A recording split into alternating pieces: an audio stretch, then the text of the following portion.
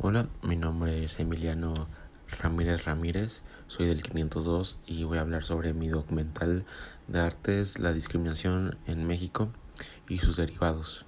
En unos instantes vamos a hablar de cada tipo de discriminación que se da más en México y en primer lugar vamos a ver la discriminación por edad. ¿Qué es la discriminación por edad? La discriminación por edad consiste en tratar a una persona empleada o solicitante de empleo de manera menos favorable por su edad. La discriminación por edad es una situación que siempre se da en entornos laborales. La ley prohíbe la discriminación cuando se trata de cualquier aspecto del empleo, como la contratación, el despido, la remuneración, las asignaciones laborales, los accesos, el despido temporal, la capacitación, los beneficios complementarios y cualquier otro término conocidos con el empleo, ¿no? Muchas veces esta discriminación por edad se da más por los 40 años o más en los términos laborales. En el siguiente punto vamos a hablar sobre la discriminación por discapacidad. La discriminación, aunque en general significa la acción de separar o distinguir unas cosas de otras, también desde el punto de vista sociopsicológico, nos sugiere el trato inadecuado y diferente brindando a una persona o a un grupo de personas por diferentes razones, entre las que se encuentra la discapacidad. A pesar de las legislaciones de diferentes países, contempla la no discriminación y declara como no fenómeno poco común en nuestras sociedades.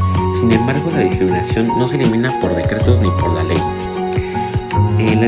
La discriminación por discapacidad, hay diferentes discapacidades y a continuación les voy a mencionar algunas de ellas. En primer punto, la pobreza y la desnutrición. La pobreza es una de las causas principales de la discapacidad. En la guerra, los accidentes, la falta de acceso a la atención a la salud, enfermedades, las medicinas e inyecciones, las condiciones de trabajo peligrosas. Esos son algunos de las discapacidades que muchas veces enfrentan las personas.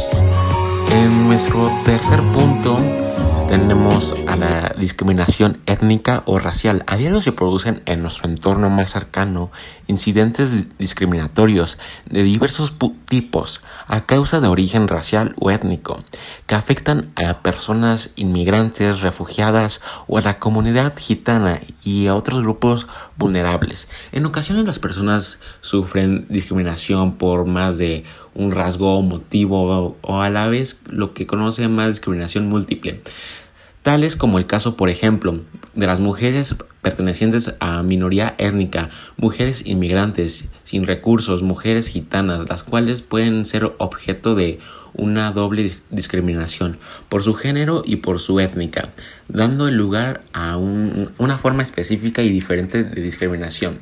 Algunos ejemplos de discriminación étnica o racial es en el ámbito laboral, en el acceso a la vivienda y en el ámbito a la comunidad de vecinos, en el acceso a la salud, en el acceso a los bienes y servicios, en el ámbito educativo o acceso de formación, al ámbito de fuerzas y campos de seguridad y por último en los medios de comunicación e internet. En nuestro cuarto punto vamos a hablar sobre la discriminación del embarazo.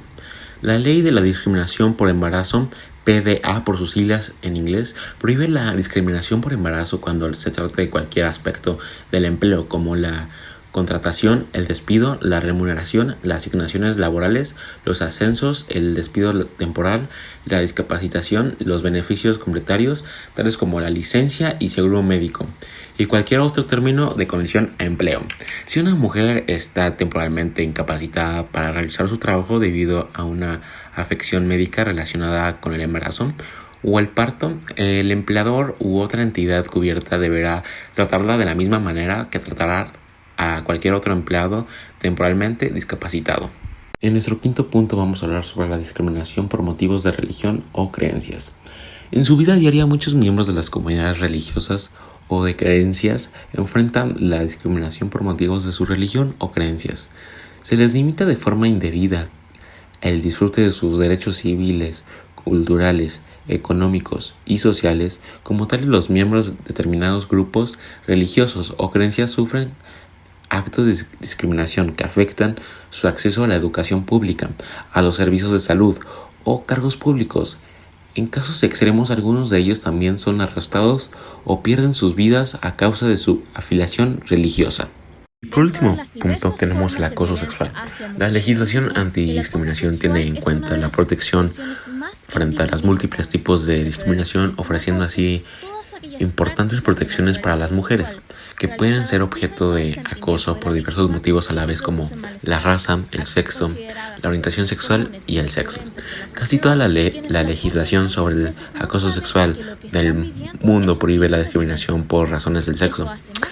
Para hacer frente al acoso sexual de forma efectiva, las leyes deben ofrecer también una amplia protección de víctimas frente al acoso, que se puede producir por una razón de una serie de características de la víctima, basada en el sexo, como la orientación sexual y la identidad, o expresión de género. La legislación debe incluir estas categorías al margen de que la característica sea real o percibida.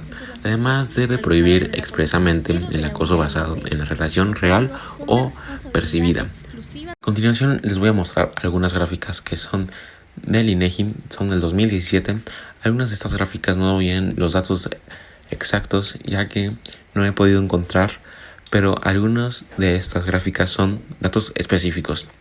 En la primera imagen son de todo México y sus estados y el porcentaje de discriminación que reciben a diario. En la segunda gráfica y en la tercera son de las diferentes discriminaciones y el porcentaje que se vive en México. Muchas gracias por su atención, y a continuación les daré las fuentes de información que pude sacar todo este documental y sus links.